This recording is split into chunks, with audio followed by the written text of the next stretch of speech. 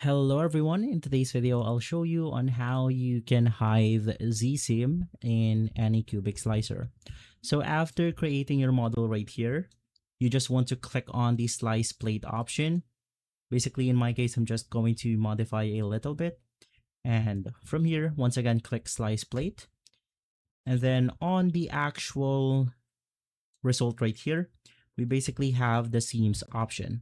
Make sure that it is checked, so in that way we could basically see the seams on our model. So in my case, it's going to be at the corner of my model right here, which is ideal if you want to go ahead and hide these seams.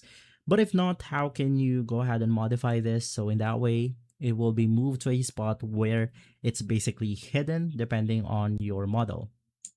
So to do that, you want to navigate through prepare, click on this icon right here, and basically there's going to be this seam painting tool. Simply click on it. You could draw your seam to the spot where it's basically hidden. You could even draw it under the model right here if you want to. And once again, I'm just going to draw it at the side because it's hidden. You don't want the seam to appear on the middle of the face right here.